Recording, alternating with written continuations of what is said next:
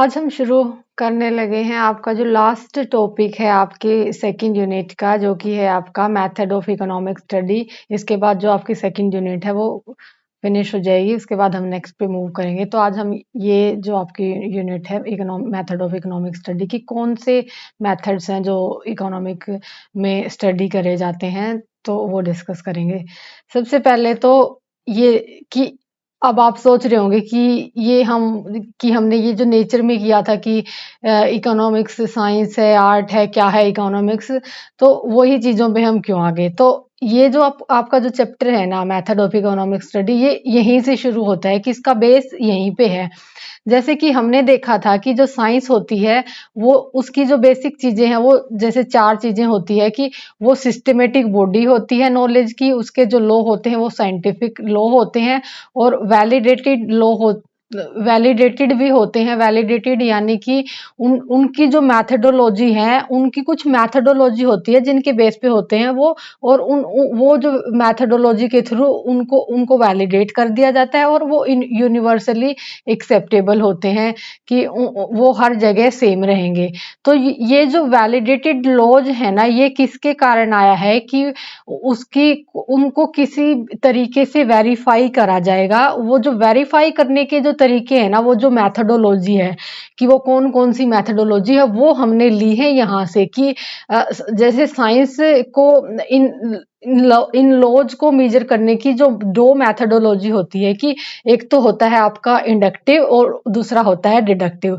और यही जो है इकोनॉमिक्स में भी मेथड आगे की इकोनॉमिक्स में भी इन्हीं के थ्रू मेजर करा जाता है, इकोनॉमिक स्टडी करी जाती है। और फिर हम इनको रिलेट करके भी दिखाएंगे कि ये कैसे इकोनॉमिक्स में काम करते हैं, हर दोनों मेथड का क्या क्या काम है और कैसे ये इकोनॉमिक्स में काम करते हैं। तो ये जो क्योंकि हमने जब नेचर ऑफ इकोनॉमिक्स किया था, तो हम इस कंक्लूजन पे तो पहुंच चुके थे कि इकोनॉमिक्स साइंस भी है, आर्ट भी है। तो जो साइंस की जो मैथडोलॉजी है ना, वो ही मैथडोलॉजी इकोनॉमिक्स ने ऑप्ट कर ली है, और वो जो मैथडोलॉजी है वो ही इकोनॉमिक्स में पढ़ेंगे। और फिर वो इकोनॉमिक्स में कैसे काम करती हैं वो दोनों मैथडोलॉजी, तो हम वो डिस्कस करते हैं।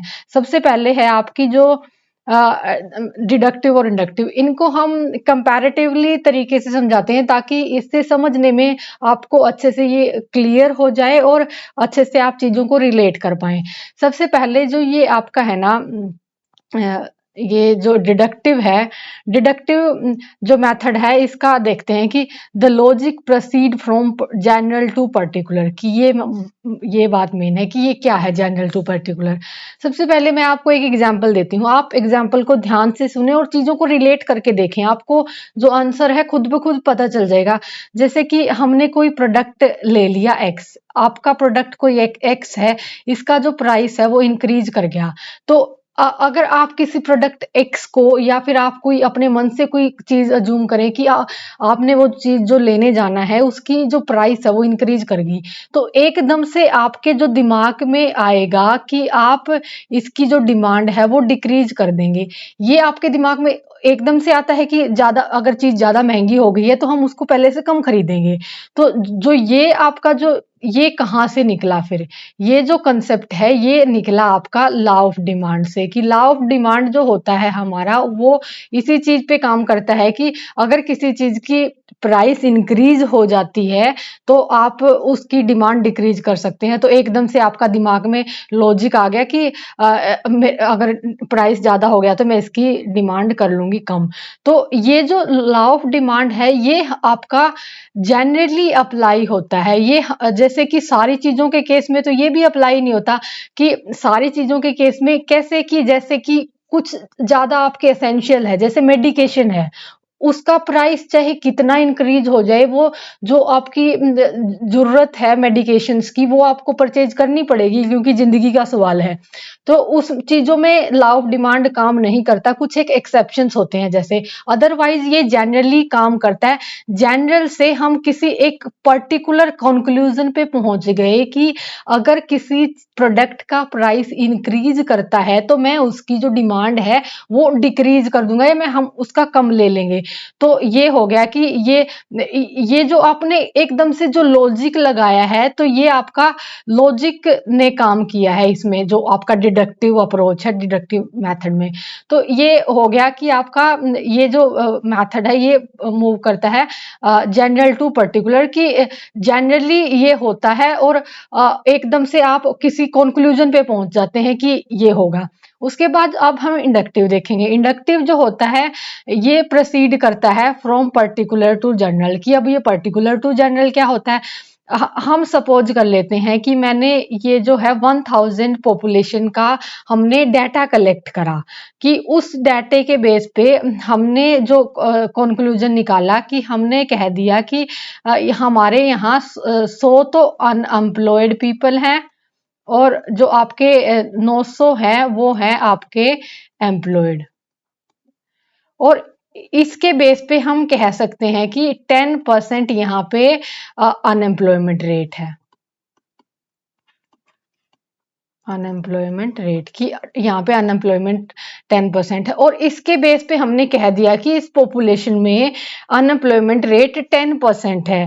तो अब ये जो है ये पर्टिकुलर टू जनरल, की पर्टिकुलरली हमने डाटा लिया था 1000 पीपल्स का, और उसके बेस पे हमने जनरली कह दिया कि यहाँ पे पॉपुलेशन जो रेट है वो अनएम्प्लॉयमेंट जो रेट है वो 10% है। ये हो गया आपका पर्टिकुलर टू जनरल।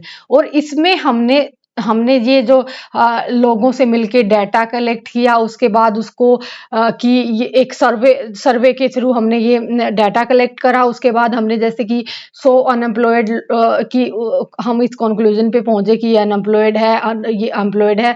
तो उसके बेस पे हमने ये जो चीजें की, इसका मतलब ये जो था आपका ये था फैक्ट बेस्ड, कि इस पे फैक्ट ने काम किया है। तो डिडक्टिव वाला हो गया जिसमें लॉजिक आपने यूज करा और इसमें आपने फैक्ट यूज करा। उसके बाद हम मूव करते हैं नेक्स्ट पॉइंट पे। Next, based on abstract logic, reasoning और लॉजिक, की ये जो आपका डिडक्टिव अप्रोच होती है वो लॉजिक पे बेस्ड होती है, और जो आपका इंडक्टिव होता है वो फैक्ट पे बेस्ड होती है, जो कि हमने पीछे डिस्कस कर लिया है। उसके जो नेक्स्ट पॉइंट है आपका, उसमें आता है आपका कि जो डिडक्टिव मेथड है वो अजम्पशंस पे बेस्ड होता है। अजम्पशंस पे कैसे कि जैसे हमने लॉ ऑफ डिमांड लिया, इसमें जब कोई भी ये लॉ बनते हैं ना, तो हमने पहले कुछ एक अजम्पशंस लेनी पड़ती है। अजम्पशंस कैसे कि जैसे कि अदर थिंग्स बीइंग्स इक्वल, की बाकी जो चीजें हैं इकोनॉमी में वो वैसे ही रहनी चाहिए, तब ये चीजें काम करेगी।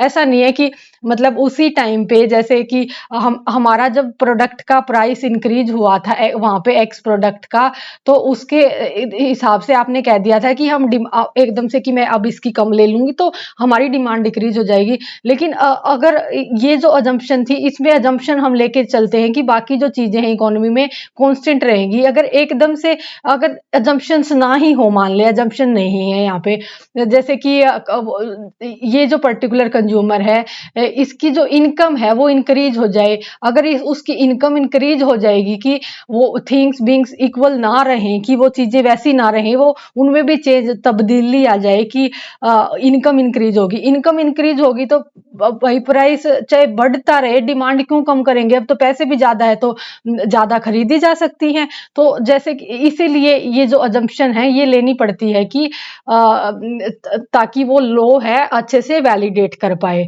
उसके बाद जो आपका इंडक्टिव है, इंडक्टिव में होती है यूज ऑफ स्टैटिस्टिकल टेक्निक, की कुछ टेक्निक्स काम करती है। जैसे कि हमने वो अपना एग्जांपल लिया था पीछे वाला, उसमें हमने कोई लॉजिक और अजम्पशन ये चीजें नहीं ली थी, हमने बिल्कुल जैसे कि सर्वे के थ्रू डाटा कलेक्ट करा, उसके थ्रू हम कंक्लूजन पे पहुंचे, और वो चीजें हमने तो टेक्निक्स लगी थी कि हमने वो जो 100 आपके अनएम्प्लॉयड है वो उनको अलग किया कि ये अनएम्प्लॉयड है ये एम्प्लॉयड है उनको, उसके बाद की फाइनल जो कंक्लूजन में पहुंचे। तो कुछ इसमें कोई अजम्पशंस नहीं होती बल्कि टेक्निक यूज होती हैं। उसके बाद जो आपका नेक्स्ट है, नेक्स्ट होता है कि इनकी प्रोसेसिंग होती है, जो दोनों जो ये मेथड है ना, इनकी प्रोसेसिंग डिफरेंट होती है। प्रोसेसिंग कैसे कि जो ये आपका डिडक्टिव है, डिडक्टिव जो है इसकी प्रोसेस होगी इस तरह से होगी। सबसे पहले तो परसेप्शन ऑफ द प्रॉब्लम, कि आप जो सिचुएशन है ना प्रॉब्लम, उसको अच्छे से समझेंगे कि आपको सिचुएशन का पता है कि ये सिचुएशन है। उसके बाद जो उसमें टेक्निकल टर्म्स होंगी ना, उनको डिफाइन करा जाएगा सबसे पहले। जैसे कि हमारा law of diminishing marginal utility है, वो डिडक्टिव के बेस पे काम करता है।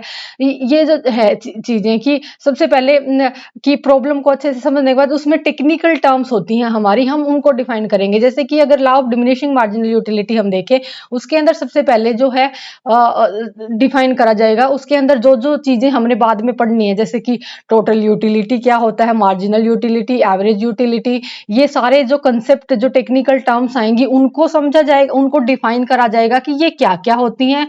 और उसके बाद जो आपका एक्सप्लेन करा जाएगा कि मेकिंग अप्रोप्रिएट अजम्पशंस, की कुछ अजम्पशन बनाई जाएंगी कि बाकी चीजें हैं वो सेम रहनी चाहिए, कि कुछ अदर थिंग्स बीइंग इक्वल, की चेंज नहीं होना चाहिए।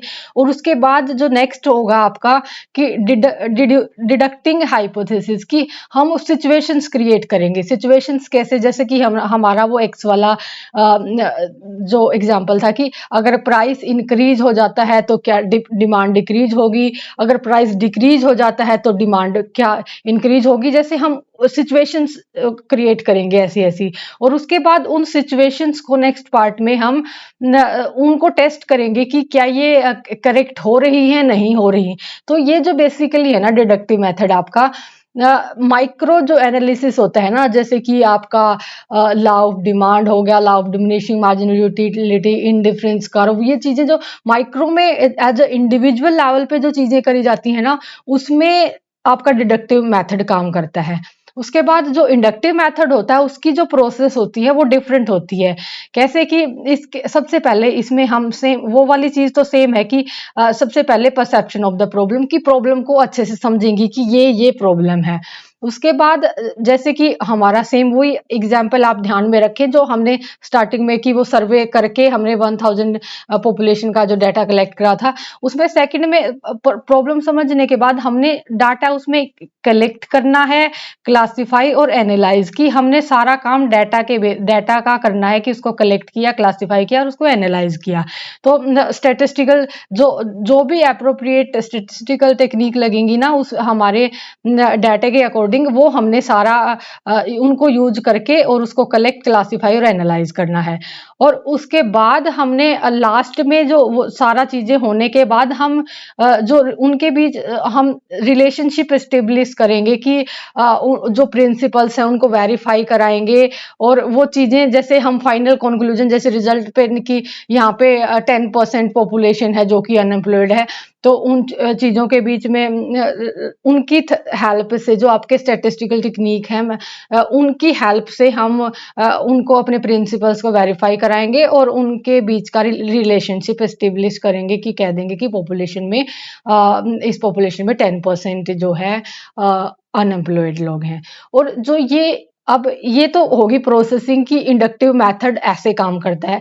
जो इंडक्टिव मेथड है ना, ये बेसिकली यूज होता है इकोनॉमिक्स में मैक्रो एनालिसिस के लिए। मैक्रो एनालिसिस जैसे कि हमने अनएम्प्लॉयड, एम्प्लॉयड, लिटरेसी, इलिटरेसी, जो चीजें मैक्रो इकोनॉमिक्स में डील करी जाती है ना, उनसे वो चीजों को हमने स्टडी करने के लिए, तो उनके लिए हमने लगाना पड़ता है इंडक्टिव मेथड। उसके बाद जो आपका इसका नेक्स्ट पार्ट है कि डिडक्टिव मेथड जनरली यूज होता है माइक्रो में, और जो आपका इंडक्टिव हो गया वो हो गया मैक्रो में। इस तरह से आपका ये जो पार्ट है मेथड ऑफ इकोनॉमिक स्टडी, ये हो गया कंप्लीट। इसके बाद अब आज ये आपकी जो यूनिट है ये कंप्लीट हो चुकी है। तो मैंने कुछ सोचा है कि हम करेंगे कि मैं आज आपके इसी यूनिट के बेस पे 2 मैंने एमसीक्यूज डाल दिए हैं। आपने इनके जो क्वेश्चंस, उन दोनों क्वेश्चंस के आंसर आपने मुझे कमेंट में देने हैं। और अगर आप सही ना दे पाए, और आपसे देखते हैं कितनों का सही रहता है कितनों का सही नहीं रहता, और उसको उनका जो आंसर है वो हम डिस्कस करेंगे नेक्स्ट वीडियो में। इससे थोड़ा पता चलता रहेगा और आप लोगों की भी थोड़ी सी तो ऐसी रिवीजन होती रहेगी कि हमने जो पढ़ा था क्या क्वेश्चंस कैसे निकलते हैं, क्वेश्चन कैसे होते हैं। और जो आपकी जो ये यूनिट है इसमें अगर इस यूनिट्स में से जो भी क्वेश्चन आएगा, जैसे सेकंड यूनिट है, इस यूनिट्स में से जितने भी क्वेश्चन निकलेंगे ना, जो मैंने करवाया है इससे बाहर कुछ नहीं आएगा आपका। आपको सिर्फ इकोनॉमिक्स के लिए तो सिर्फ ये इस चैनल पे बने रहना है और बाकी चीजों की तैयारी आप अपने अकॉर्डिंग करते रहें। इकोनॉमिक्स का आपका कोई क्वेश्चन नहीं छूटेगा यहाँ से। उसके बाद हम देख लेते हैं आपके जो नेक्स्ट क्वेश्चन कौन से हैं। आपका जो पहला एमसीक्यू है वो ये है कि dash in an example of micro economic theory, की माइक्रो इकोनॉमिक थ्योरी का एग्जाम्पल कौन सा है। ऑप्शंस दिए गए हैं कि थ्योरी ऑफ कंजप्शन है, theory of economic growth, money and theory of income employment and output. उसके बाद जो आपका इसमें आपने करेक्ट आंसर मुझे बताना है कमेंट करके। उसके बाद जो आपका नेक्स्ट क्वेश्चन है वो है कि स्कार्सिटी इज अ सिचुएशन, की कौन सी सिचुएशन है स्कार्सिटी, जब डिमांड सप्लाई से कम होती है, डिमांड सप्लाई के इक्वल होती है, डिमांड सप्लाई से ज्यादा होती है, या नन ऑफ द अबव। तो अगर ये चीज और इनके जो आंसर है वो हम नेक्स्ट वीडियो में डिस्कस कर लेंगे। अगर आपकी इससे आपको पता चल जाएगा आपकी कितनी आपने पढ़ा है, उससे आपको कितना याद है, कितनी चीजें आपके ध्यान में। और अगर आपको पढ़ते टाइम किसी इकोनॉमिक्स से रिलेटेड किसी भी तरह की कोई भी डिफिकल्टी आती है तो आप मुझे कमेंट कर सकते हैं।